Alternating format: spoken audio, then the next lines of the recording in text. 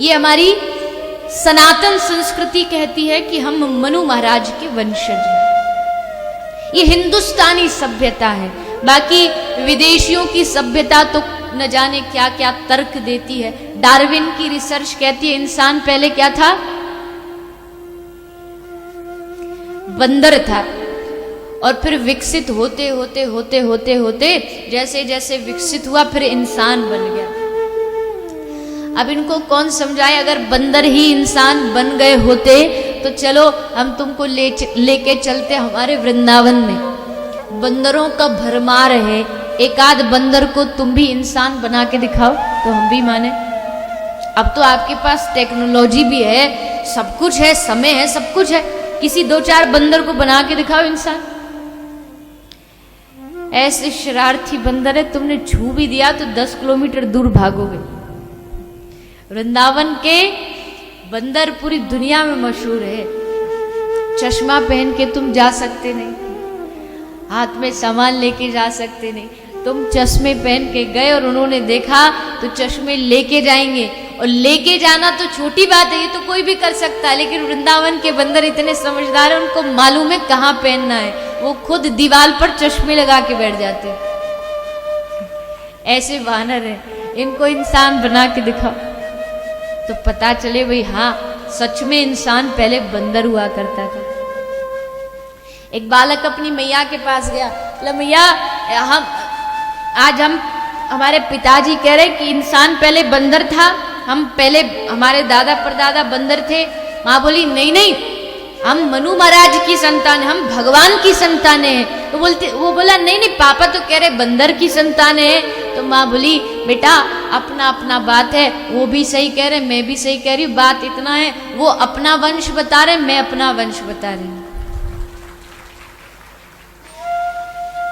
बंदर की संतान थी। जब सनातन संस्कृति ने हजारों वर्ष पूर्व ये लिख दिया, और हर चीज मैं आपसे बार बार ये कहती हूं कि हमारा जो सनातन धर्म है ये कोई तथाकथित मनगढ़ंत बातों पर नहीं बनाया गया है। इसमें एक बहुत बड़ा तथ्य समाया है जिसको आज विज्ञान हजारों वर्ष बाद ढूंढ रही है। हमारे ऋषि मुनियों ने उसको करोड़ों वर्ष पूर्व ढूंढ लिया था।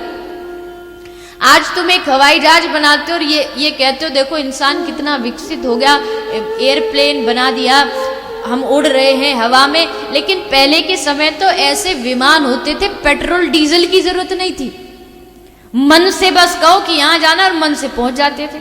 आज तुम्हारे पास मिसाइल है, अस्त्र है, शस्त्र है। आप रामायण पढ़ते होगे, रामायण देखते होगे, महाभारत देखते होगे, ऐसे ऐसे बाण हुआ करते थे, एक एक बाण में से 100-100 बाण निकलते थे।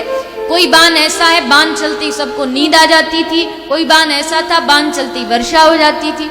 इतना हमारा प्रभावशाली धर्म रहा है, इसको मनगढ़ंत नहीं बनाना चाहिए। हमारा सनातन विज्ञान कहता है कि 3 चीजों से दुनिया बनी है, इलेक्ट्रॉन, प्रोटॉन और न्यूट्रॉन। वही हमारा धर्म भी कह रहा है, बस नाम बदल गए। हमारे धर्म ने कहा दुनिया 3 चीजों से बनी है, सतोगुण, रजोगुण और तमोगुण। नाम बदला।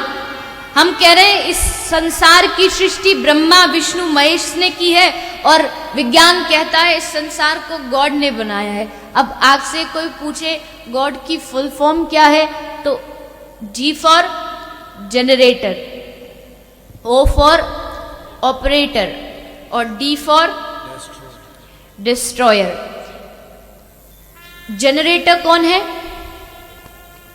बनाने वाला, प्रकृति को बनाने वाला कौन है? ब्रह्मा जी। ऑपरेटर कौन है? विष्णु जी जो पालन करते हो। डिस्ट्रॉयर संहार करता बाबा भोलेनाथ। अब वही सीधी सी बात है, तुम उनको गॉड कहते हो, हम उनको ब्रह्मा विष्णु महेश कहते हैं, बात तो एक ही है। यानी जिस दिन ये विज्ञान सबसे ऊंची शिखर पर पहुंचेगा ना, उस दिन वो देखेगा कि हमारा सनातन धर्म वहां पहले से बैठा है। इसलिए अपने धर्म को कभी कम मत आंकना। हम ये भारतवर्ष कि गर्व की बात है कि हमको हिंदू धर्म में सनातन परंपरा में जन्म लेने का अवसर मिला, हमको भारतवर्ष में जन्म लेने का अवसर मिला। हम भारतीयों के अंदर और कुछ हो ना हो, लेकिन हम भारतीयों के अंदर संस्कार ऐसे हैं जो हमारी संस्कृति को महान बनाता है। किसी ने कहा, कोई विदेशी ने पूछा, आप गाते रहते तो सारे जहां से अच्छा हिंदुस्तान हमारा हरा भारत ये है वो है, फिर आपके भारत में इतनी गरीबी क्यों है, आपके भारत में इतनी दरिद्रता क्यों है? विदेशों में जाके देखो, चाहे गरीब अमीर तो वहां भी होते हैं, लेकिन फिर भी एक सम होते हैं, जो जो चीजें की आवश्यकता सबके पास बराबर होती है। भारत में इतनी गरीबी क्यों है? तो किसी भारतीय ने हंसते हुए कहा, अरे भैया, जिसके कंधे जितने मजबूत होते हैं उसके ऊपर उतना ज्यादा वजन डाला जाता है। भारतीयों के कंधे इतने मजबूत हैं कि वो हर कष्ट को सह सकते हैं, इसलिए भगवान ने इतनी दरिद्रता और इतनी गरीबी इस भारतवर्ष को दी, क्योंकि हमारे कंधे मजबूत हैं।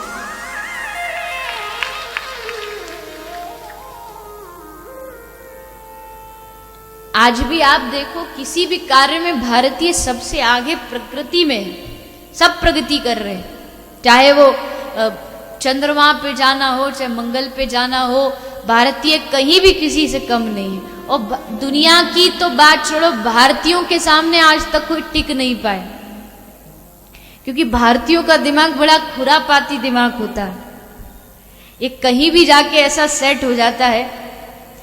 आपको एक उदाहरण दूं, बोले एक बार क्या होता है, चाइना और भारत और जापान ये तीनों भगवान के पास पहुंचे। तो भगवान ने चाइना से पूछा, चाइना वालों से पूछा, तुम्हें क्या चाहिए?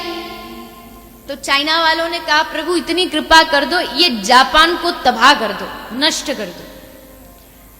अब जापान वाले से पूछा, भैया तुझे क्या चाहिए? बोले महाराज, ये चाइना को आप नष्ट कर दो, इसका खात्मा कर दो। वहीं भारतीय बेचारा सीधा साधा सा खड़ा था, बड़ा भोला सा। भगवान ने पूछा, बेटा तुझे क्या चाहिए? तो बड़ा शांत, बड़ा गंभीर है। भगवान ने कहा, रे बेटा मांगना, तुझे क्या चाहिए? तो हाथ जोड़ के कहता है, प्रभु हमारी संस्कृति कहती भगवान से कुछ मांगना नहीं चाहिए, इसलिए हम आपसे कुछ नहीं मांगेंगे, बस आप इतनी कृपा कर दो, इन दोनों की इच्छा पूरी कर दो, और हमें कुछ नहीं चाहिए, इन दोनों की इच्छा पूरी कर दो। यह है भारतीय दिमाग, जहां लग जाए तो फिर कहीं छोड़ता नहीं किसी को। और उन भारतीयों में भी आ जाए मारवाड़ी तो फिर तो कहना ही क्या, बंगाली भी कम नहीं है, आप सब भी मान हो, लेकिन 1 रुपया को 2 रुपया कैसे किया जा सकता है, मारवाड़ियों से बेहतर कोई नहीं जानता।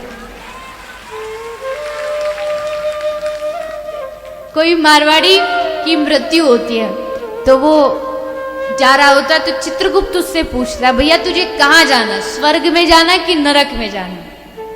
तेरे पुण्य भी है पाप भी है, पुण्यों से तुझे स्वर्ग मिलेगा, अब तू ये बता तुझे पहले स्वर्ग जाना है कि नरक जाना है? तो मारवाड़ी कहता है, चित्रगुप्त महाराज मुझे कहीं नहीं जाना, आप इन दोनों के बीच में मेरी एक बढ़िया सी दुकान खुलवा दो, जो स्वर्ग वाले भी सामान ले जाए, नरक वाले भी ले जाए, कोई जगह नहीं छोड़ते।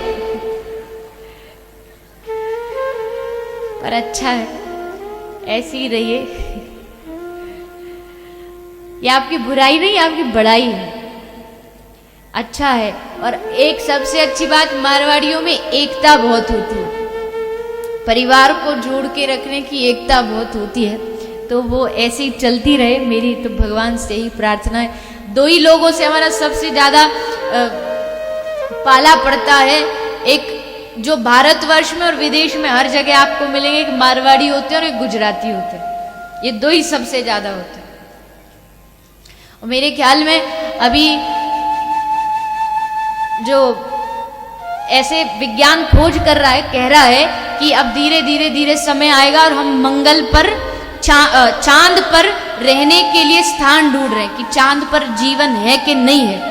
तो चांद पर जब ये पूर्ण तरीके से खोज हो जाएगी और फिर वहां प्लॉटिंग होगी, तो शायद पहला जो प्लॉट होगा वो भी किसी मारवाड़ी का ही होगा।